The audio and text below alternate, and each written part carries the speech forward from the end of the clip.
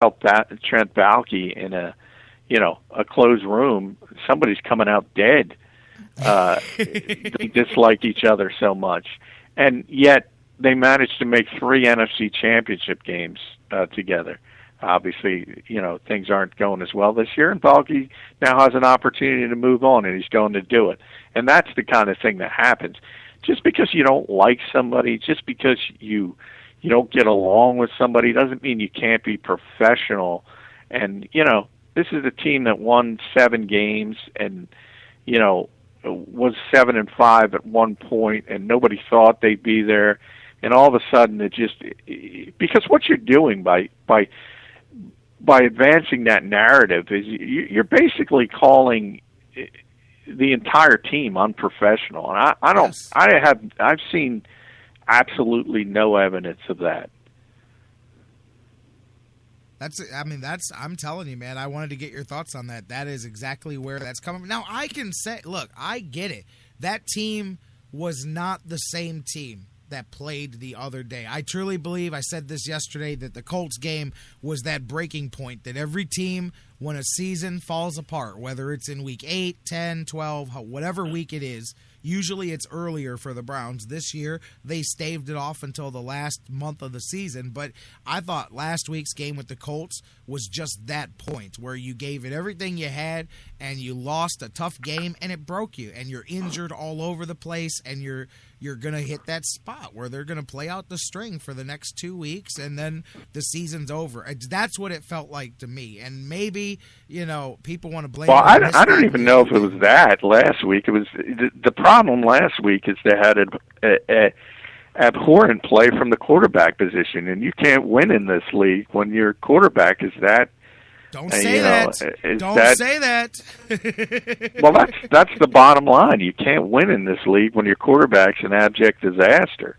I mean, you're gonna. This is an 8-8 league, basically, Jerry. It's an 8-8 league, and the difference between the 10-6 teams and the 6-10 teams are about 3 or 4 players. And if you get the 13-3.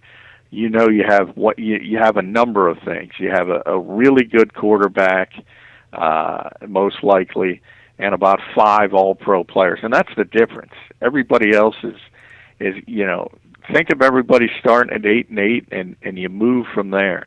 This is a team that lost to Jacksonville, whatever it was, back in October, 24-6, and they look awful. People have bad games. Every team does. Like I said, look at the Green Bay Packers. Look at Aaron Rodgers. Look at what they did in Buffalo. Are we all going to say Aaron Rodgers can't play? Are we all going to say the Green Bay Packers can't play? That's a bad game. There are no great teams in this league any longer because that's what free agency has done, and you're going to see hiccups. Early in the season, we always joke about New England. Remember after that Kansas City game, there were people in New England, beat writers, saying, "Hey, is it time to look at Jimmy Garoppolo?" Garoppolo, yes, we talked about that early on. That's every bit as dumb. I don't want to take shots at whoever wrote that, but that's the same type of mentality. That's the same thing. It's ridiculous. And the bottom line. Here's the bottom line. The quarterback can't carry his water at this point. The general manager drafted the quarterback in the first round, and he wants him to succeed, and he's pushing him down the coach's throat. That's the bottom line. That's the story that should be written in Cleveland. And that's that's the backside of that with the same story here, talking about the same things that are being said. Is the backside of that is what you said, is that the front office forced it, and so that's why not only the players but the coaching staff as well is pushing back now. They're intentionally putting him in the worst offensive situation with bad play calling so that they can accentuate his weaknesses and show the owner or front office. Well, I just said that, and I believe that, and I believe that's the story that should be written in Cleveland. But I won't believe that. Mike Pence, a professional, wants to succeed in his profession. This is not Bill Belichick. He has to. This is a first-year coach. He's not going to actively try to lose games because the quarterback was forced on him. Afford to. That's not going to happen. He can't afford to, right? You know what I'm saying? Exactly. That's my point. He is the new guy. if he loses his job here in Cleveland, it's not like somebody's going to sign up. Now, I was telling somebody this the other day. I said, now, I could see if he lost his job because he told ownership, no, I'm not going to start the kid. He's not ready, and they fired him. Well, then maybe somebody else will say, hey, the guy's got some moxie. But he's not going to lose his job here with losing however many in a row to end the season, and somebody's going to line up and go, hey, we like how that Pettine guy handled things in Cleveland. He has to make his first opportunity count, or he'll end up like Chud, and he'll end up being somebody's coordinator next year. Yeah, if that. I mean, I'll tell you who can, writers can write whatever they want to write. I tell you who will know. The Cincinnati Bengals, Marvin Lewis and his staff know if Mike Pettine was trying to actively put Johnny Manziel in bad positions to not succeed, which, by the way, I say that in jest because it didn't happen. That's not even remotely what happened. Opposing coaching staffs would know. The league knows. And if Mike Pettine did that, if anybody on his staff did that, their reputation would be in tatters, and they're not going to get another job. Forget about being a coordinator. You're not going to coach in this league. Coaches don't do that. Even in Washington, which might be the worst situation in the league right now, or Chicago, those are the two, just teams falling into the abyss with disasters in the locker room and the coaching staff. Jay Gruden is not actively looking at RG3 and trying to undermine him. He's just proving he shouldn't be a head coach in the National Football League because he can't handle the pressure. He's trying to succeed.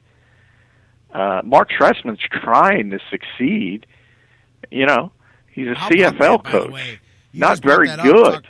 Talking about Chicago and that situation there, man. I mean, for those of you that say things like that, like, oh, Kyle was calling bad plays on purpose to show Johnny's weaknesses. Look at just in Chicago as their example. We're just talking about a guy who that whole, for those of you guys that didn't hear, with the offensive coordinator, and I'm curious your thoughts on that too, talking to the media, made some statements that he didn't accentuate, were off the record, and they were repeated on the air, and he had to come out and tell the locker room, hey, I'm the one that criticized the quarterback. I'm the one that said these things to the media, which is violating locker room trust 101, which is going and speaking behind your players back to the media and burying them. He owned it, but hey, that cannot be a comfortable situation there. There's all kinds of dysfunction in that coaching staff, like we know about that kind of stuff. No, and he's going to get fired over it, and there's no question about it. But that's the thing. Even a guy like Aaron Cromer who did that, he did that out of pressure. He did that out of frustration.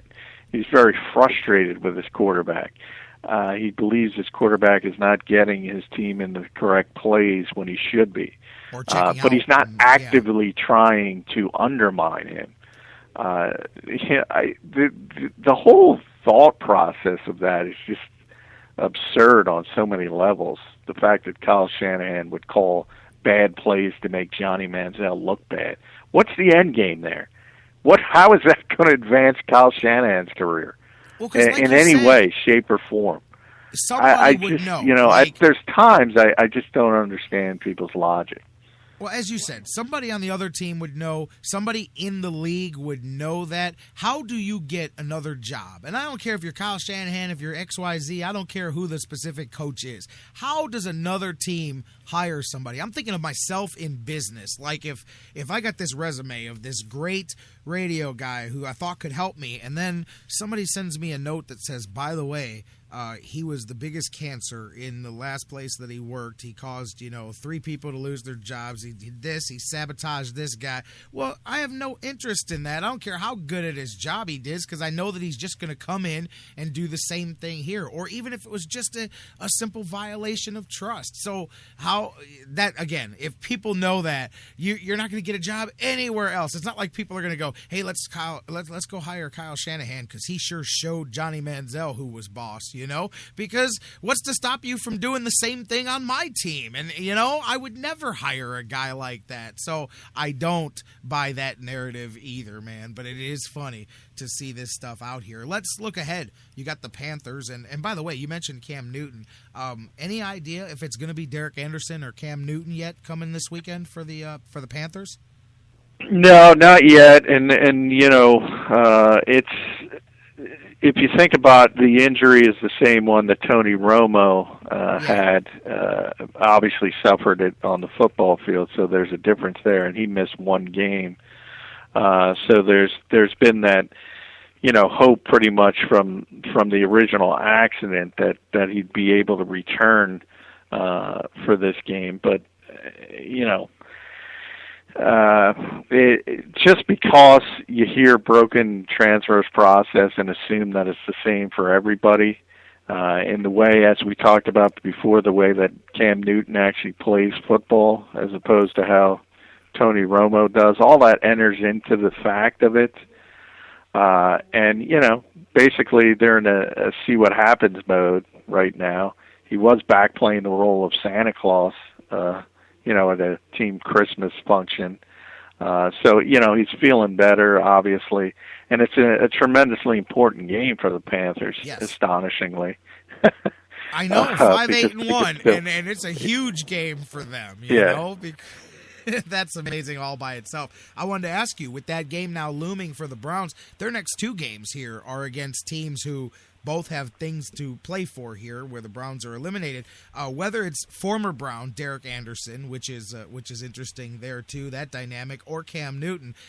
We're talking about Manziel. We just spent the last half an hour doing that. And by the way, you're listening to the Sports Fix. J-Rock and John McMullen here talking some NFL, football, and Browns. And while we're talking about Manziel, Act 2, Take 2 happens this weekend. And I did appreciate, and this is why I say, I love the bluntness of Mike Pettin. I think that he is refreshingly honest with the media. The first thing that they asked him this week was, you're not saying that this is the best chance to win, right? He said, no, it gives us a chance to win. I'm not going to tell you that it's the best chance to win, but it's what we're doing, and so we all have to move forward. With that being said, week 2 of Manziel, what do the Browns do? First off, do you think they show up like they did last week? Do you think they show up and play a good game here against Carolina, or are they going to be a team playing out the string? And what does Manziel do? What does Shanahan game plan here to try to make his second outing better than the first? Well, again, if he's that ill prepared to play, I don't know if there's a lot you can do. I mean, you certainly want to bolster his confidence early, maybe a couple quick hitches, some of those slip screens to get some easy completions. Maybe that's how you go about it, and at least get him some confidence early in the football game. Or they could go the opposite route and go completely in a shell and just try to get the running game going and sort of have that Rex Ryan, Geno Smith mentality they had a couple weeks ago when Rex Ryan clearly had no confidence in his quarterback and just ran the ball again and again and again and again. It's tough to say because what I've said is, he's not ready to play quarterback in the National Football League at this point. And I'm not talking about the physical skills. I'm talking about the work ethic and the preparation and the things that you have to do to play the position at this level. And that's, check out of bad plays, get into good plays. A lot of what NFL offenses have become in this era is you basically call 2 plays in the huddle. You have your quarterback go up to the line of scrimmage, see what the defense is in, and then you either kill out of the original. When you hear quarterbacks say kill, that's what they're doing. They're erasing the first play and changing it to the second play, which is in theory a better play against that defense. And again, that's what you'll see it again and again with quarterbacks like Peyton Manning, Tom Brady, Aaron Rodgers, Drew Brees. He's not ready to do that. So you're hamstrung to a large degree. And it's basically you have to run what you call, and sometimes you get up to the line of scrimmage and you understand as a coach it's not going to work, but you have a quarterback who can't recognize it's not going to work. And that's their biggest issue at this point. And if there's a villain in this scenario, it's not Mike Pettin, it's not Kyle Shanahan, it's not even Johnny Manziel. I go back to it. It's Ray Farmer, because the kids shouldn't be playing, and that's that's the bottom line.